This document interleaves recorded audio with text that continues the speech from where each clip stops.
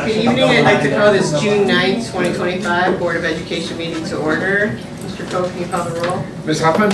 Here. Mrs. Conklin? Here. Mrs. Lavalette? Here. Mr. Feller? Here. Mr. Bowden? Here. Thank you. Please join us in the Pledge of Allegiance. Pledge allegiance to the flag of the United States of America and to the republic for which it stands, one nation, under God, indivisible, with liberty and justice for all.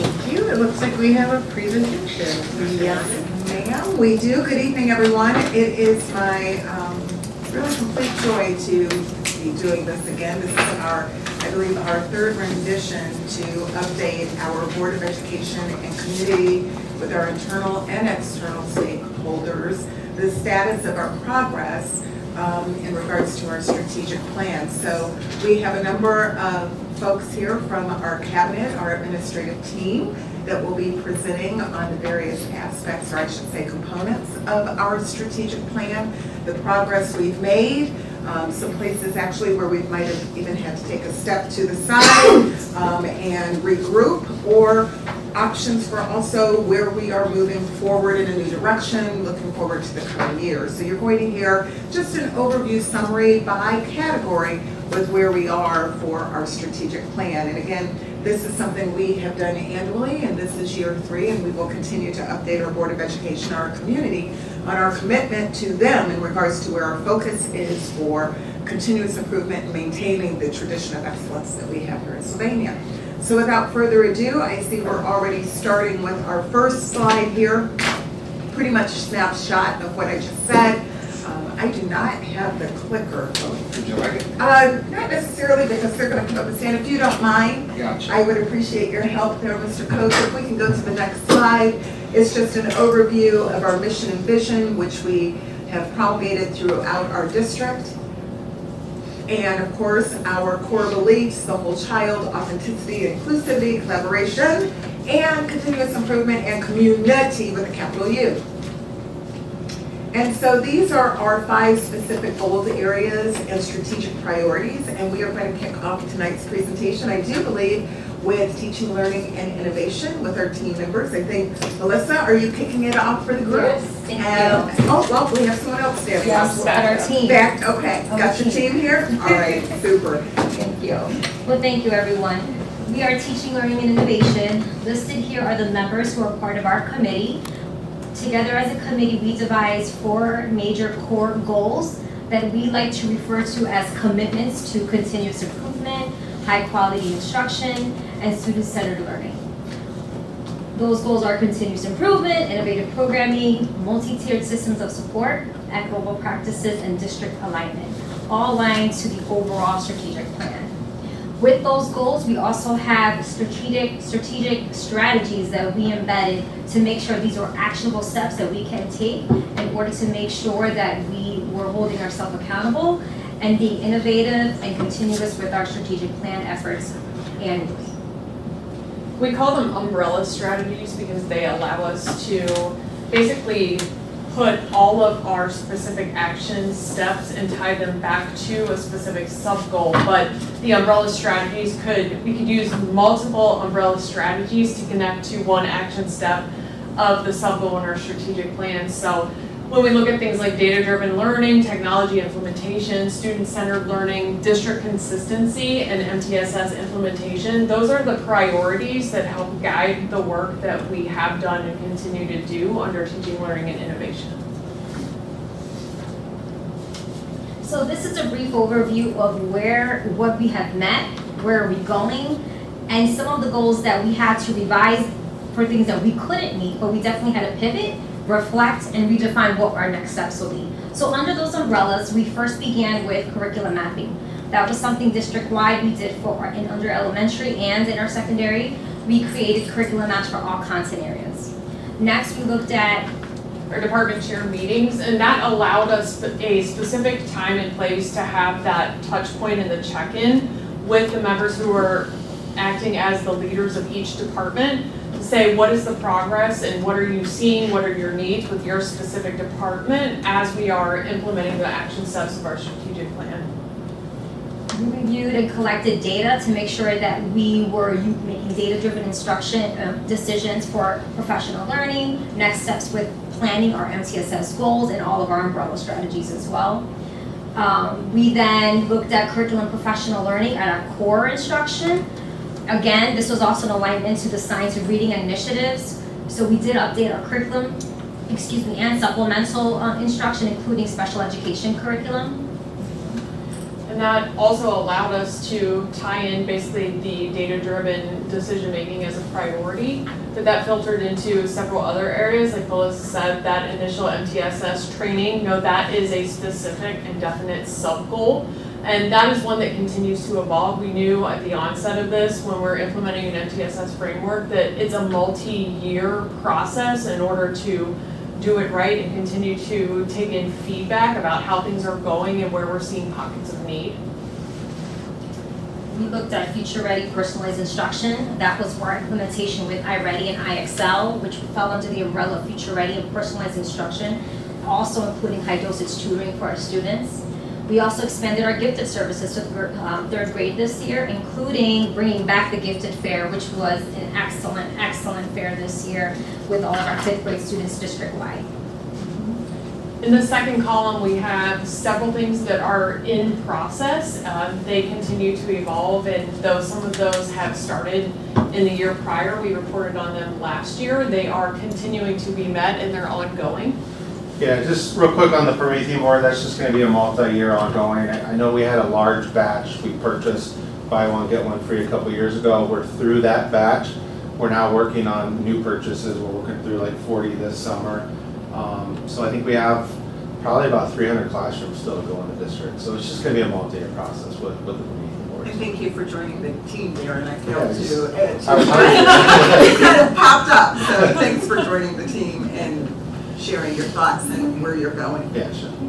That second bullet point, the MTSS, DLT, BLT, building structure and protocols. So this past year or the year before, when we looked at implementing and starting an MTSS mindset and a framework, we really spent a lot of time talking about the philosophy and the pedagogy and making sure that all of our team members, regardless how they serve, were familiar with what we mean when we say MTSS.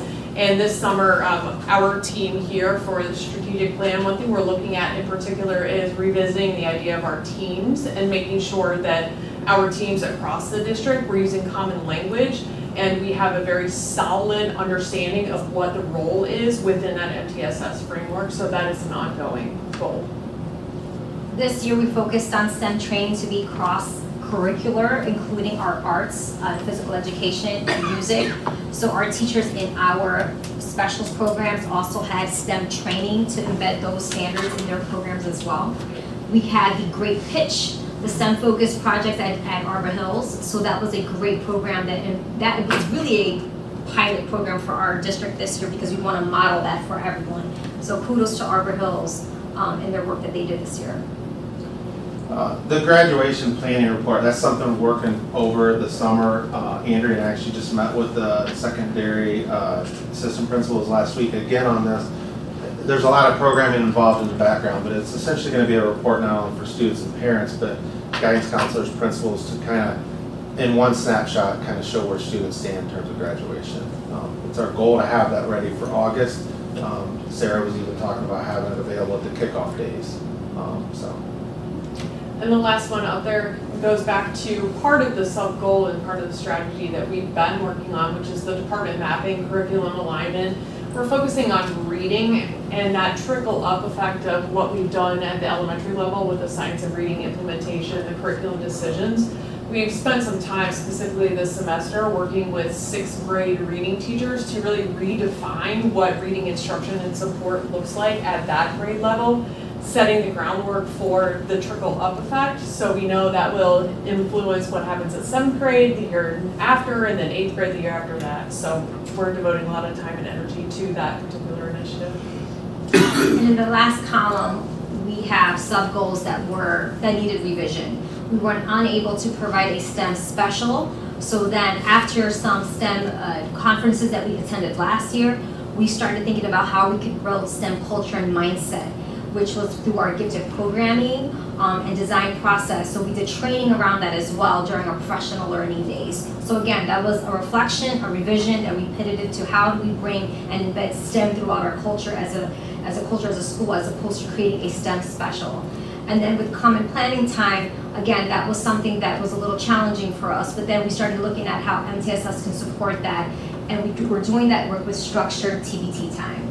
Now, I want to definitely say that the goals here were not just goals, but definitely commitments that as committee members, we are committed to bringing innovative and continuous improvement to Sylvania schools. But the work here really embedded the work of all of our academic directors. So Laura Lowe with special education, Melissa McDonald, student services, and Julie Sanford with student data and assessment. So it's a lot of work, a lot of planning, but something that we're continuously working on, and we hope, and we will be the leading school district in Ohio, not Northwestern. Thank you. May I add, and I don't mean to put Steve on the spot, but Steve, I need to put you on the spot. Could you give a little update, or, because this year we've met several times with Sylvania Township, and where we're going with career education in regards to fire and emergency medical response training for our students. Could you give the board like a 2-minute where we're at, where we're going, where we're at? Yeah. You know, because I don't know how much they know. We dropped it into soup notes, but I also think it's important for those who may watch this video at a later time to also know what we're doing in partnership with some organizations in the community. Yeah, so for career readiness, the goal is to continue to not have a wait list. We want to make sure that every student is able to get into a program that they want to, so we need to offer the right ones, and those that are very popular, how can we have more opportunities? So 2 things we're doing right now is we're looking at adding fire EMT, which could be a branch off of MedTech, so those that want to go the EMT paramedic route, that is one thing we can do. And Andrea and I have also met with Mercy looking at surgical tech as an opportunity as well for the students. So instead of pigeonholing them to saying those in MedTech, they have to do PCT or STNA, looking at other options. Sylvania Township has been very on top of it, very engaged in meeting with us to make those opportunities for our students. By doing so, they're building a new training facility, which will have a classroom in it, and their hope is that we can have juniors and seniors there getting their Fire 1, Fire 2, EMT, and then eventually after they graduate, then get their paramedic through Lords. So it's a great opportunity. It's going to open the doors for a lot of students, more students getting into MedTech, and we hopefully won't have the wait list like we do right now. Thank you. So, I appreciate that. Yeah. Thank you. Any questions or comments from our board before we move on to our other category? Thank you, that was very informative. Great, I like that the what we haven't met was so short, and you found a way to accommodate it and modify it. That's awesome. So next we have social, emotional, and mental well-being of our students.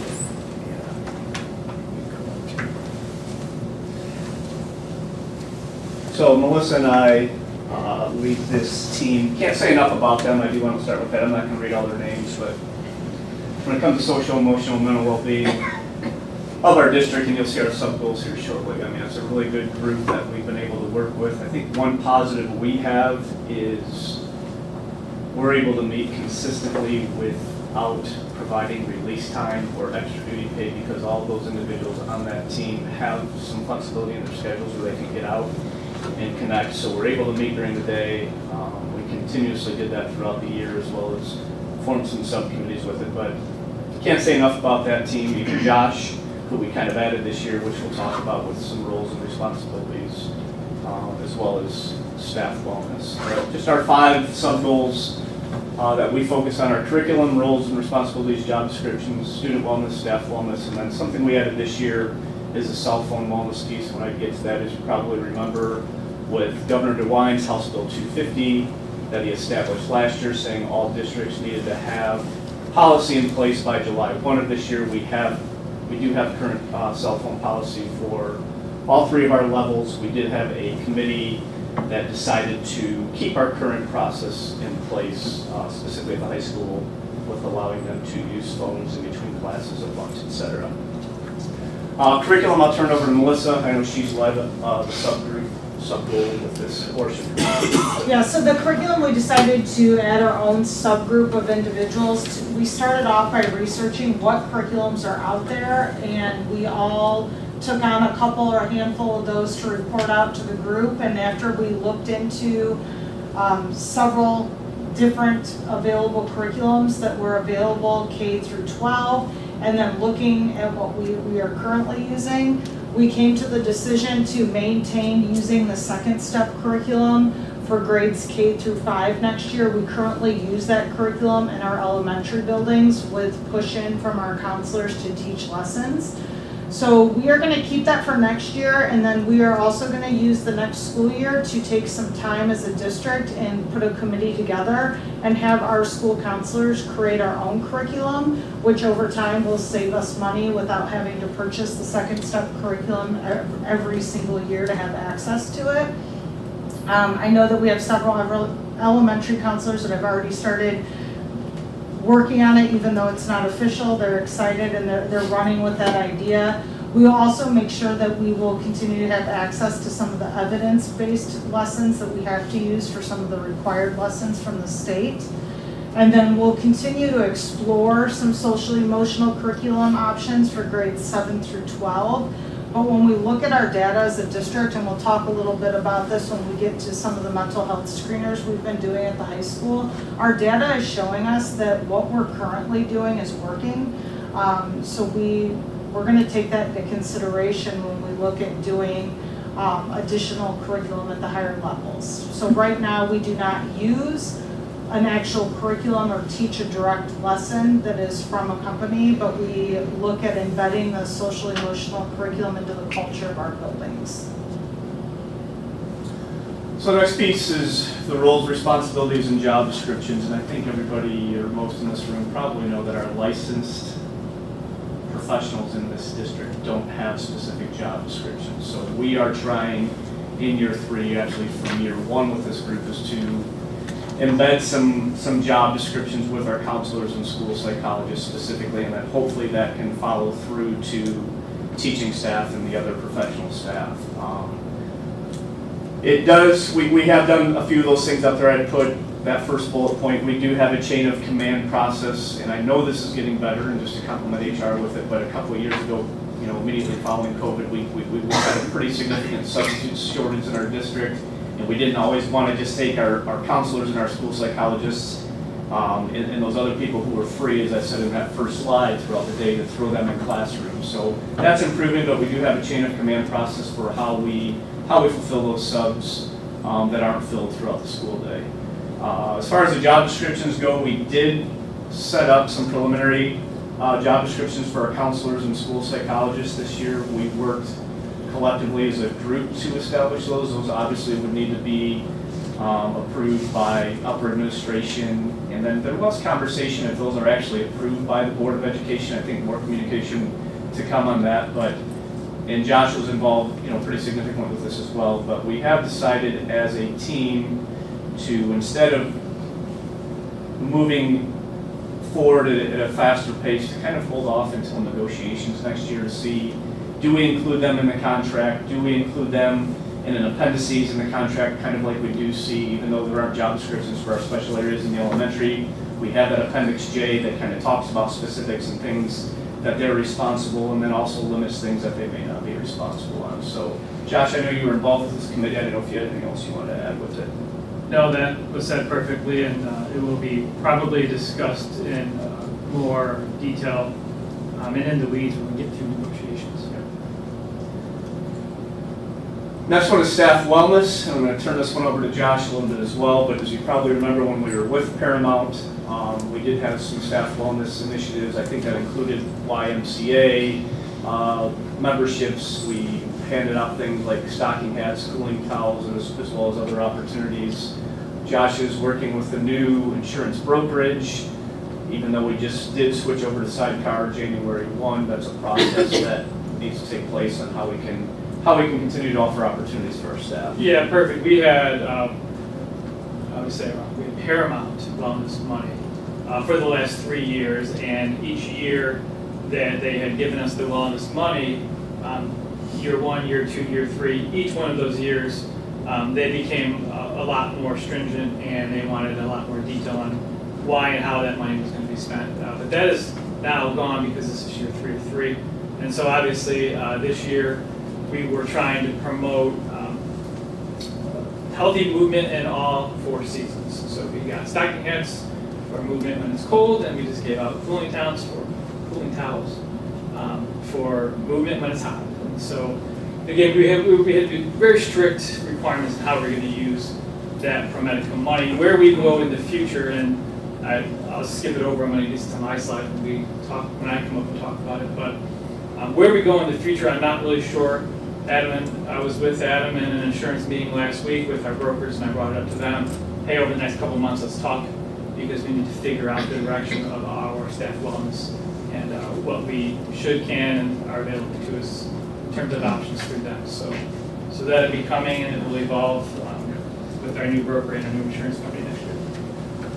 And then I know Melissa's going to dive more into this one, and I've shared this with the board before, but student wellness, that's, in my opinion, and I think everybody's opinion on our team, it's the most important sub-goal in our group. Being fresh off of graduation, we had moments of silence there for students who weren't there. And I know some of those were accidental, but some were not also. So, diving into the student wellness piece, I know I've thought a lot about the last 5 years. Have we done everything in our power as a district to try and to keep kids safe and have a place where they could go? And we've continued to partner with Dr. Wood from the University of Toledo. He's a PhD in psychology there. He's been great. We're meeting with him, I think, next week. We actually meet with him. He requests meetings more than we probably need, but he's on top of things. The funding we use for that is through the Stronger Connections grant, so it is no cost to our general fund. We do use grant funding to work with him.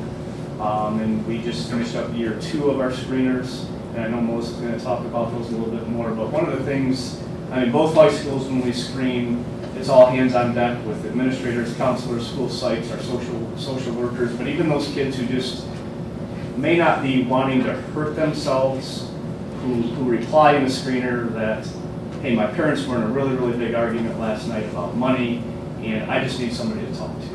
And I know working with our counselors, it's added it's added a handful of more, if not quite a few more, just those individuals that they connect with on a weekly or monthly basis just to check in. Or we have those kids who are just high achievers, and they're taking 9 classes, and they want to go to an Ivy League school, and they want to score a 35 or a 36 on the ACT, and they're just stressed out, and it just gives them the opportunity to connect with people within our district as well as outside sources if it gets to a point where they're getting pretty high on that social-emotional negativity piece. So I'll turn it over to you a little bit more on that. To piggyback a little bit on what Tim was saying is not only to help those individual students that we're able to identify that maybe just need a little more assistance or they need to be connected to an outside resource, it's also giving our high schools data to look at and to take into consideration when they look at doing any building-wide initiatives. It's another data point when they can look at improving the overall culture in their building,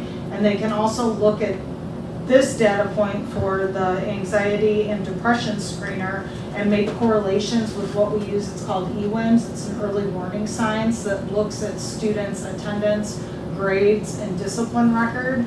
So it's another data point to put into, for them to analyze when they're looking at students that may be in need of some extra support. So this past school year, we were able to do a freshman surveillance screener with both freshman classes at Northview and Southview. The surveillance screener does not give identifiable information, so we do not know who the students are that are answering the questions in that screener unless they click on the button that says, I am in need of immediate assistance. And then it does ask for their name, and the response team is able to connect with those students within a 24-hour period. The response team is made up of myself, Tim, building administrators at the building, counselors, school psych, and the social workers are also available that day. We have had very low numbers at both of our high schools. When we do that surveillance screener, we've been under 12 consistently with that, so that is a good sign. The sophomore class this year at both high schools did a full screener. The full screener does give identifiable information, so even if that student doesn't say I'm in need of immediate need, it does give us a scale score of where the students fall on the depression and anxiety score, and it allows the response teams to have a tiered response. So if a student was in immediate need, they would meet with the kid that day. But then based on the scores of the anxiety and the depression, it is drawn out to 3 or a 5-day response based on the results from that screener. But if someone is in contact with the student and the parent to kind of talk through what that might mean and what the next steps are for that child. Next, yes. Real quick question. So they're ranked on a scale or whatever, I guess. Is there a threshold where if they hit a certain threshold, the parents are notified, or how does that work? So the parents are, it depends. So if there are thresholds, yes. So the kids that they would meet with sooner would be high for depression and anxiety, and then it kind of gets scaled like high in depression, low anxiety, high anxiety, low depression, and then the mild to moderate level. And then we also rely on the professional discretion of our school counselors, school psychs, and social workers to notify the parents as well. Okay, so it's not like an automatic thing necessarily? Yeah, that's a great question, Greg, because we had a specific student, high flyer, where it was taboo in their culture to have stress or anxiety. And actually working with our legal on that, the question came up, do we have to notify them if they're high on this chart? And we're in the business of kids. If a kid is going to come forward and say that they're going to be punished or it's going to be more of an issue on them, and it was one situation where we decided on that case not to contact the parents. But generally those ones who are high, who aren't saying, I'm going to be punished because of this, we reach out to those families and just let them know.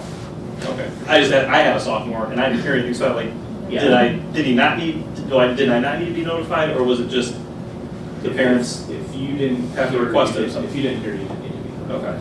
Okay. My daughter took it too, so she just told me about it, but I didn't get notified. Yeah, okay. So the plan, and working with both buildings and their response teams, our drafted plan for next year would be to continue to move forward doing that surveillance screener with the freshmen, because that also gives us data for our response teams on how to plan the following year, because you're sampling, it's the same sample of students. And then we would do the full screeners again next year with sophomores and juniors. The goal is eventually also to get down into our junior highs as well. We're still working on that process and how we get down there, just in the earlier stages of adolescence when there are a lot of changes just going on in general in those students' lives and how we can get them if needed. So, shout out to our social workers. I know we talked about this a year ago or 2 years ago. We're going back to Greg, your question. We were saying, what can we offer? And we said, well, the least we could do is contact the parents, but they've done a really, really good job of creating a packet for parents just for outside resources for things that we may not be able to address as a school district, whether that be harbor or outside sources that they can connect with. So our social workers did a really good job with that. And the last one, we added this year, this is cell phone wellness. I briefly talked about this, talked about House Bill 250. We're in line with that. We determined to keep our established policies in place. I know we surveyed our high school families who like having their students to have the opportunity to have phones in school, connect if they needed to. Our elementary and junior high, our policy for them are off and out of sight. That did bring up though and I'll just bring up Ryan Creech. He had a really, really big crusade on the issues with cell phones. He was a part of our cell phone wellness committee, and it wasn't so much the phones that we talked about in that committee, but what's on them, the social media pieces. So digital citizenship team was created through safety and security. Darren leads that along with Susie Felber, the principal at McCord, just establishing some process and procedures that we're going to eventually invite families involved, or families to just talk about the overall safety and the well-being and your digital footprint, et cetera, on social media and how it can be used appropriately by students in all districts. I know you're in charge of safety and security. I don't know if you had anything more to add on the digital citizenship piece. Yeah, I think that they have a few months under their belt. They're still kind of planning and coming up with how the next steps of moving forward, but they've discussed trying to find time when we have parents or have an audience of parents in front of us to educate them on cell phone and social media use, and like you called it, the digital footprint, and why that's important. And it doesn't necessarily mean no cell phone, but educating parents on what's available. You can get your child a phone or a watch, but it doesn't have to be an Apple Watch or iPhone that has access to the internet and apps. There are things available that are just phone or just text, and just helping navigate that world with parents based on our suggestions and recommendations. And the last thing I want to throw out there, not sure if anybody's familiar with it, I know Dr. Motley is, and our principals, but we've talked since, I think it was April 6th, House Bill 158. I believe it's on the governor's desk. We had a legal update last week, and that is a complete ban of cell phones. It's in legislation right now. Governor DeWine is 100% behind it from what we've been told. So where that goes, how it changes, how it kind of goes against our parents or our families who had their perspective on cell phones in schools. What does, if this does go into place, I'm not going to jump too far ahead with what ifs, but how does that look for our district or any school district in Ohio? Are kids allowed to even bring them to school? Do they have to put them in a certain place in school? But that is on the docket right now, or it's on the agenda moving forward, and we'll see where exactly it goes. But it could be another law with, it seems like hundreds we've had to follow or put in place this, I say that facetiously, but it seems like quite a few we've had to put in place this year. How does that look for our district or any other district with House Bill 158? And if I could add to that, one of the things that some districts have looked at are yonder bags. And those bags are anywhere between, I want to say I looked up between 20 and 25, or it's $25 and $30 per bag. For us to provide that for every student, we were thinking from 6th grade through 12th grade, it would cost our district about $100,000. So hence, House Bill 158 would be, if the governor signs it, would be another unfunded mandate with what we could do. And if you have any experience with those, you can see them. If you visit the courthouse or you go to a concert, they'll give you your phone, you put it in a bag, and it closes with a magnet, and it cannot be opened unless it's placed on some type of device to unlock it. So the child still retains their phone. But that is something that is on the governor's desk and has been there for over a month, so. But then you have to have somebody to Yeah, unlock it. that's Correct. correct. Yeah, Unlock that's correct. Yeah. It's before and after At the school. end of school, your buses would all be late because all the kids are gonna be sitting there waiting for somebody to. Well, we police it enough now, and for the most part, it goes fairly well. But I couldn't imagine trying to police every kid not bringing their cell phone. Rest of the And I will say, there are districts that are using it, and we would learn from them, of course, but it is something that would be a challenge. We would figure it out, but it would be a challenge. Hence, I believe that's why he hasn't signed it so quickly, because quite frankly, and this is me going out on a limb, if you were gonna sign it, you would sign it in May in order to allow us to prep for this change by the school year. Has it passed both? It hasn't passed both. Oh, well, that's I why, think that's why. Oh, so it's not on the governor's desk? No, it's not there yet. I think the House may have passed it. I think you're right, because Amy said that it's on his way, they passed it, but if it does get to his desk, that they will. He will sign. He will sign, yes. Pretty much made that clear. Yes, yes. So we'll see. Thank you, Tim, Yep. thank you, Melissa, and thank you for training in also. Stand up because I have culture, climate, and communication. It is myself, Amy, and Dawn, and ours is a little unique in our priority area because it's not so much students and desks and chairs learning priority-wise. We're talking about organizational fixes and organizational processes. So our goals have not changed. Those are what we originally planned with, and we are continually working on there. Ours is a little unique in that Amy handles a lot of the communication portion of this, and so she's going to talk about the communication and the efforts that we've done as a district to communicate out to all of our stakeholders. I'm more of the silent partner, and that's with the culture and climate and working behind the scenes to work on streamlining processes, making sure we have equities across the district, across our 12 buildings, and then a lot of communication within our organization with the inside stakeholders, not so much of the community stakeholders. So, Amy, I'm going to hand it over to you for the communication piece. Yeah, on this slide, this is focus on continuous improvement. So you'll recognize what these are. areas where the superintendent is talking directly to stakeholders, but we're improving. So Dr. Motley has gone to parent clubs in the past, but this year she started going to all of them, scheduling ahead of time and making sure she hits every building. Continuing to have the sessions with students at both high schools, the employee forum, and getting great conversations out of that, continuing to improve with how we're leading those sessions.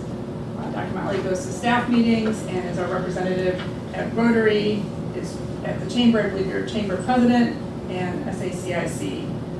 The Key Communicator Network is a great stakeholder network where we have the civic leaders in our community as well as like area partners and organizations represented.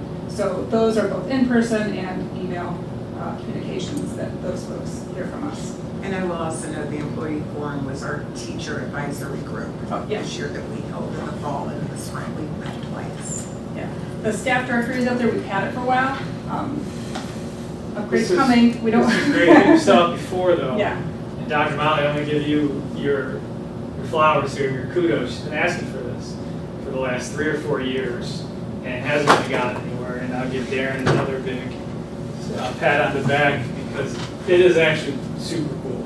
You can come in and see everyone's pictures. We'll work in Human Capital when we onboard people to make sure we've got some IDs and some pictures and things on there. But he did show a preview. I'm not sure if anybody saw the preview. It is really cool. So we're excited about the little things on this one. Yeah, it's not continuous improvement, it's a leap forward on that one. We have wellness there. Josh is on the social emotional committee as well. We recognize that wellness is part of climate, so we have that listed. We continue to have the who to call list. That's an internal document for our employees. The staff newsletter, our district digest.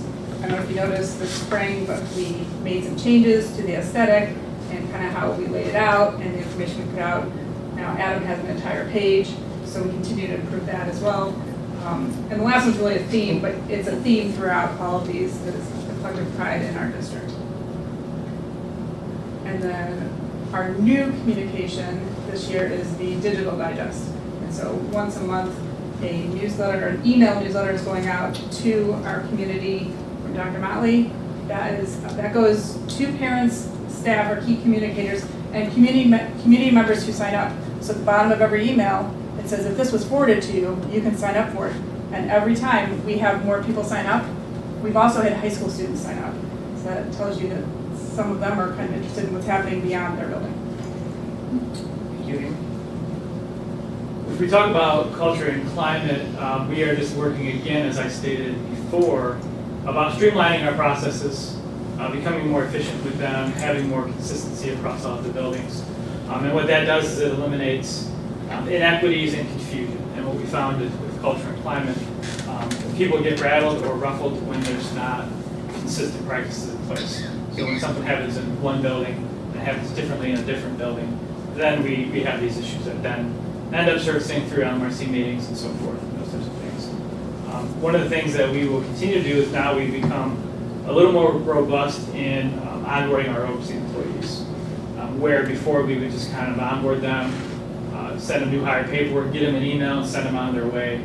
Right now, we've added a step in there to where once they actually receive their email, we bring them back in, and we have a one-on-one onboarding session with our classified employees on how to utilize all of the district tools that they may need, whether it's through Red Rover, punching in, punching out, all those types of things that we have. And so that's really helped out a lot. It also has created a bridge between my office and the employee. So now the employee has a connection and a bridge. When they need a question answered, now they're coming to us instead of asking their coworker. And what we found is when they start asking their coworkers, they're getting the kid truth, right? About 60% is true, 40% is made up, 10% are not true at all. And so that's created a nice bridge there, and it's helped out some culture and climate issues that we had. Laura and I are still brainstorming and working how to provide training to our special education and support staff, specifically some of our special ed parents. It's a very, very difficult job. And they come and go all year long, so it's hard for us as like a new teacher orientation. We can't bring them all in as a group and say, okay, here's some training for you, because there's so much transient in and out with their special ed parents. We have been trying to work on some training sessions that we offer during our professional learning days. So our professional learning days, are non-work days for those employees. So if we can provide training and offer it to them, again, it wouldn't be mandatory, but we could provide training, offer it to them, and they could come and be better equipped, that group of employees, to work with some of those students and their needs. So again, that was our 24-25 goals. We wanted some additional training for professionals. We did that. We're going to continue to do that. We want to continue to make that more robust. We've touched on it this year, but Laura and I plan on sitting down and planning some more targeted stuff maybe for next year. And then we want to continue to improve the new teacher academy. It was difficult to do after school. Turnout was relatively low when we did it outside of the school day. This year we did integrate it into one of those professional learning days, which was January 2025. That learning day, we put it in there, had a session that was well received and well attended. I don't know what the hiring class looks like for this coming up fall, but that is something we would probably integrate into a professional learning day again. What you find is during new teacher orientation, it's a whirlwind and we're throwing 15 million things at them, and they just want to get in their classrooms and get to work. And so by the time that January date came along, and we may even think about doing it earlier, now they really have a lot more specific questions that we can answer and really provide that for them as they travel through their first year here with Spanish. We updated roles and responsibilities through job descriptions. Administratively, it's easy to do. We can do it specifically when someone vacates a position. That's the ideal time to do it. So we think about the assistant transportation director, IT director, assistant IT director, student data, those types of things. When a job is vacated, we can really dig in, look, and start to divvy up stuff. Is this relevant? Is it not relevant? Is it obsolete? Is it not obsolete? So most of our administrative roles have been done. Still a work in progress. Like I said, we update as positions come open. For our classified staff, same thing. We look at the job bids, which actually have the job description on them that they sign. And so when those become open, we evaluate, is this what we want this to read? And then we post it out with that new verbiage. The bottom one is probably the most important one we've done, and that's actively and purposefully communicate with both unions our intent on district actions. And if you have been part of LMRC, they feel better this year than they have before. And I think that's because we're just communicating so often and so transparent with our union, with both unions, that the consistency is there, and there really isn't any surprises. And I think that's where you get some ruffling of culture and climate issues when people just don't know. They need to be informed. And so we're working pretty diligently on that, and that will continue. Hey, Josh, could we go back to the last slide? Because one of the things about culture, climate, and communication we heard a couple of years ago about really trying to uplift our folks in OPSI and that are a part of our organization on that level. And I would like Dawn to speak a little bit about her program for Kudos for Custodians, which has actually gained national attention from her starting this program here in Sylvania. So could you share a little bit of that, just 1 or 2 minutes about what that looks like? I've been in this for a little while, and so from my perspective, a lot of times folks are overlooked, and that bothers me. And I went to a conference, and I heard some things that I brought back, and I wanted to start this program just to kind of highlight what people do to make them know how valuable they are, and that we need them. And so what we do is we have forms online. Anybody can fill it out, a student, a teacher, a parent, people working within the building to say, hey, this person just really went above and beyond. And I just want you to know that, because I used to get calls all the time. So it's a perfect form to put it on there. We look at those forms every month, and then we just recognize somebody for just doing extra and just making our buildings run. They get highlighted in my little newsletter, and they get a gift certificate and got a little statue that they hold on to for the month, and it just makes them feel appreciated. And I think that's what most people want, is just somebody to notice, hey, I'm working really hard, and you just say, good job every now and then. So that's what the program is. I think that's awesome, because it has, I really think it has made a positive impact for our custodians to be recognized, and that goes back to our culture and climate in the district, that everything, it takes everybody to make sure that teaching and learning happens. So thank you for sharing that. And you're short-sighting yourself. You got national attention on this, I right? did get that. So, and it's gonna appear in what? It's Publication? in CMM magazine, and it is a worldwide magazine. Very good. International. Good progress there. Thank you for sharing that. Next, we have Ray, who's going to talk about facilities. Oh, geez. I don't went the right way. That's pretty good stuff. Okay, so facilities. So this year we've done a lot in facilities. It's been a very busy year for us. We completed our master facilities plan process, which I think is probably the most important thing we could do. Before this year, before we completed this process, we really didn't know which way we wanted to go. You know, are we gonna build some buildings? Are we gonna add additions? Are we going to upgrade what we currently have? And I think after completing this, we kind of know now that we're gonna upgrade what we have. We're landlocked, we know that, we're not gonna be building new properties. So with that said, it's allowing us to drive forward, know where we need to add things, know where we don't, know where we wanna put our money at actually. So this year we've upgraded our athletic facilities, which as everyone knows, Northview is well needed. And at Northview we've done new bleachers, a new track, new concession stand. Southview we put in a new track, the baseball backstop, new baseball bleachers, and we've updated our ticket booth there. So it's been really nice. We've heard a lot of positive things from the community. They're very happy with it. They love the look, love the new feel of our stadiums and how everything's going there. When we're looking around off of our master facility plan, we're kind of looking at things where can we save some money? You know, as Adam will get into, our funds are tight, and what are areas that we can save some money in? And what we've looked at is our lighting situation and energy in general is a huge cost for our district. So what we are doing right now is we are switching over to LEDs in some of our larger areas like our gyms. We have Northview is completed in the main gym and the Aux gym. Southview, well, as of tomorrow will be completed with the main gym and the Aux gym as well. It's brighter light, it looks better, it doesn't have the gray dinginess to it. And we have about a quarter of the lights in there than our previous fluorescent lighting.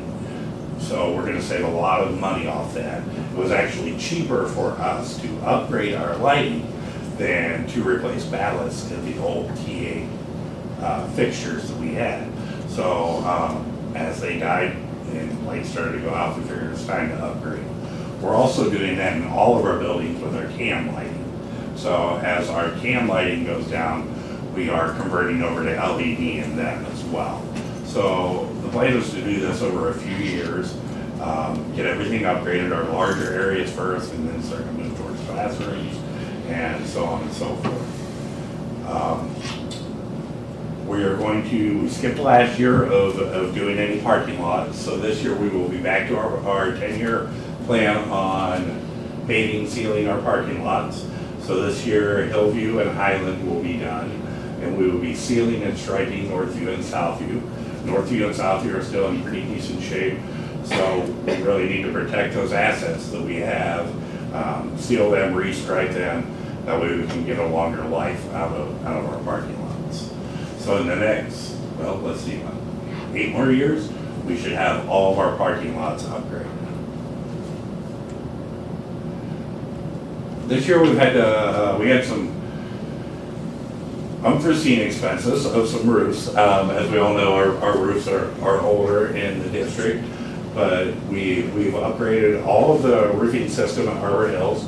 We went to a new roofing system that actually lays down. It's a thick insulated roofing system, so it'll actually help us with our energy as well and heat loss.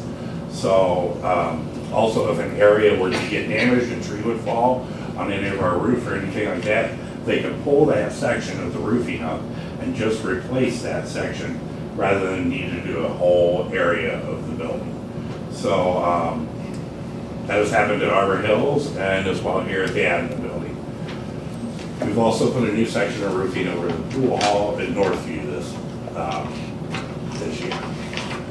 So one of the things we've been doing and had a heavy focus on is providing our team with more training. And I can give a lot of credit to Chris White on this. Chris White, if anybody doesn't know, is a licensed journeyman electrician.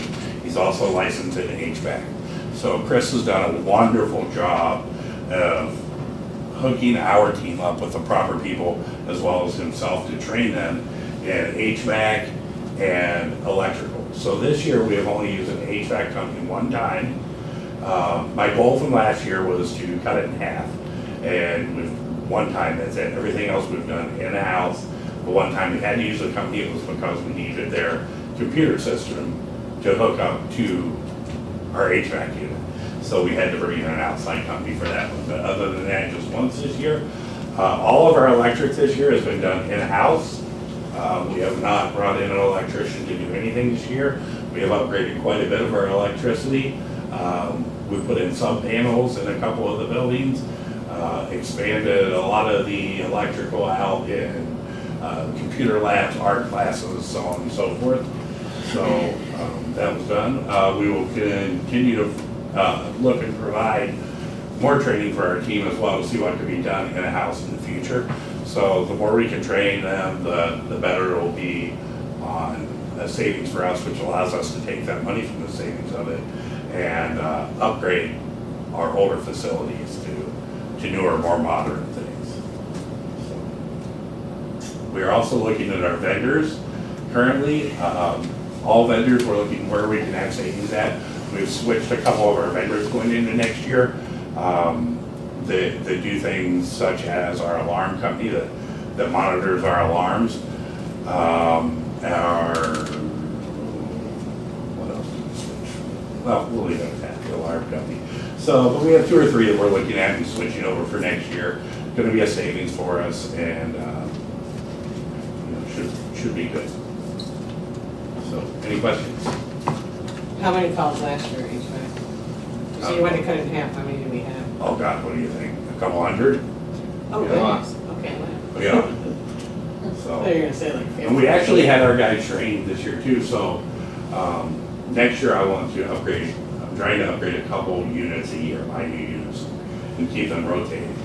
So our guys are now, they can now install, they're licensed to install. So when we buy the units next year, we'll rent the crane ourselves and install all ourselves as well. I think I'll speak for everybody when I say that's incredible. Yeah. And like I say, kudos to Chris. His knowledge is invaluable.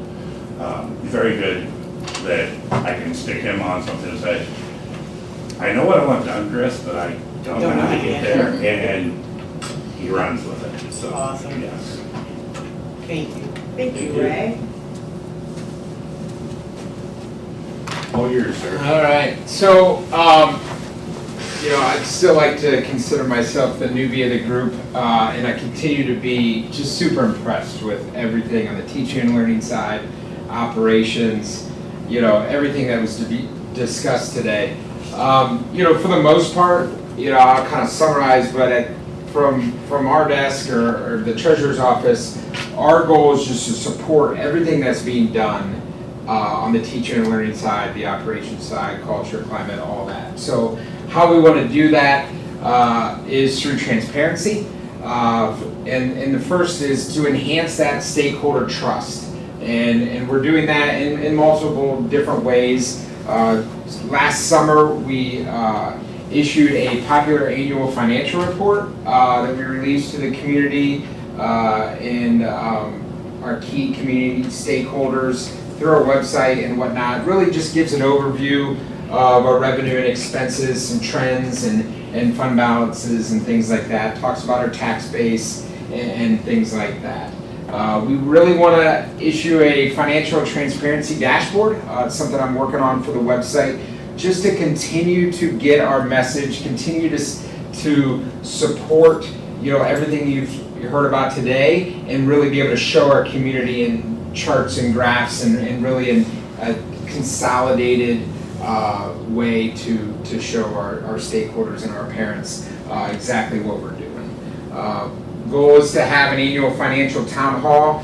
Dr. Motley and I go out throughout the year 3 or 4 times talking to Rotary and other groups like that at the chamber, key communicators, but looking at having one kind of town hall and see if our community members have any questions or really just educate them on school funding and things like that. Again, I think this is the biggest initiative for our office, is really just to support the district initiatives that you heard tonight and student achievement. So we want to align the budget priorities. We want to look at, a lot of things that like Ray talked about, cost savings from an operational standpoint. There's energy audits, see where we can become more efficient so that we can drive dollars back into teaching and learning, because that's our core, right? We want to maintain, or we want to save as much money as possible operationally to drive those dollars. And again, strong fund balances, credit ratings, we got upgraded this year through our bond refinancing that we did. We did get upgraded, and that's a testament of what we've been doing the last several years, which are fund balance and really taking care of the district dollars. And last but not least, we're just going to continue to explore additional funding sources, create a grant writing team. Melissa with her group with safety and security, they've done a lot. Dawn and I did a couple last year with the BWC. We got about 80 grand kicked back in that regard. So we just want to really take the time, see what's out there from driving dollars that are not from our community and put them into our community at Sylvania schools. So we'll continue to work with the partners and local businesses to see if we can get some additional dollars to support teaching and learning. That's all I got. So I'm going to turn it over to you, Dr. Motley, to wrap it up. Thank you, sir. Any questions, comments, concerns from our board? Very informative. Thank you. Well, I would like to say thank you to our administrative team, our educators, and our support staff that all work together to make this an excellent district. All of them really continue to invest in our strategic plan, and not only invest, they've made a commitment to where we're going and the work we're doing. And as I've said before, the strategic plan continues to be our guiding light as we move forward. As you all know, the plan impacts programs, teaching and learning, and ultimately this works toward our return on investment, our ROI, for our students, family, and communities. So thank you to our team for presenting. Thank you for our educators and support staff who work with us to make it all come together. We appreciate what you do each and every day. So with that, I guess we can move on to the rest of our agenda. Ms. Hoffman.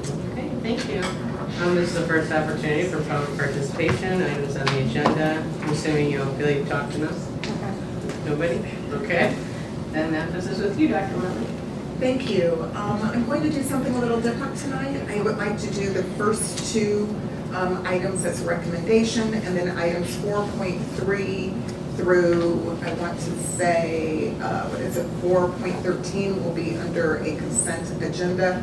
I would first recommend item 4.1, which is an administrative recommendation for Julianne Galt. Most of us know her as Julie Galt, effective August 1st of 2025. I'll move approval. I'll second. Any comments or questions? It's resignation, correct? Yes. Did I say? You said recognition. Oh, resignation. You recognize it. I recognize it. I just want the board meeting minutes to be. Yeah, thank you. I appreciate that. Resignation. Adam? Julie? Yes. Kim? Yes. Tammy? Yes. Greg? Yes. Dan? Yes. Thank you. I recommend item 4.2, which is a couple of agreements that are listed on the agenda. They are MOU agreements that will support the departure of Mr. Greenberg as he works to go to a state level position with the Ohio Education Association. We have an agreement with OEA, between the district and OEA, I should say. We also have an MOU for a TPO agreement, as well as, I believe, a supplemental TPO as well for Mr. Greenberg. All three items are noted. I'll move approval. I'll second. Any comments or questions? We don't have to do these individually. I do not believe so. Adam? Julie? Yes. Greg? Yes. Dan? Yes. Tammy? Yes. Kim? Yes. Thank you. On a consent agenda basis, I recommend the following items. Item 4.3, which is a University of Toledo agreement for an internship. This is an annual item. Item 4.4 is an I Am Boundless service agreement, as well as item 4.5 is a service agreement to support students with special needs. Item 4.6 is an annual item for elementary fees. Item 4.7 is an annual item for junior high fees. We also have item 4.8, high school and career tech fees. And then we have item 4.9, which is the Northview High School Student Handbook, noted changes. Also item 4.10, the Southview High School Handbook with noted changes. Item 4.11, Arbor Hills Junior High's Student Handbook with noted changes.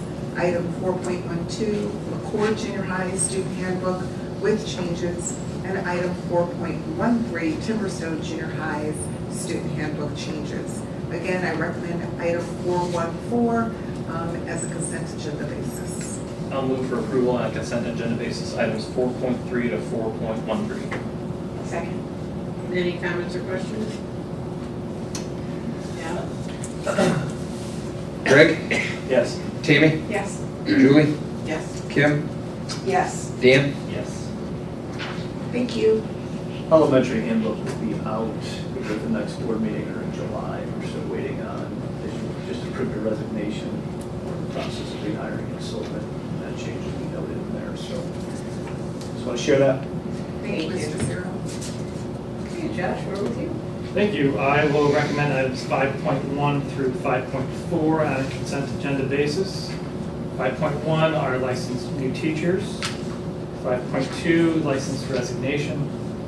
5.3 are licensed reduction in force. 5.4 is licensed extra duty. I'll move for approval on a consent agenda basis, items 5.1 through 5.4. I'll second. Any comments or questions? Adam? Kim? Yes. Greg? Yes. Dan? Yes. Tammy? Julie? Yes. Thank you. I will recommend items 6.1 through 6.5 on a consent agenda basis. 6.1 are classified new hires. 6.2, classified resignations. 6.3 is classified summer work.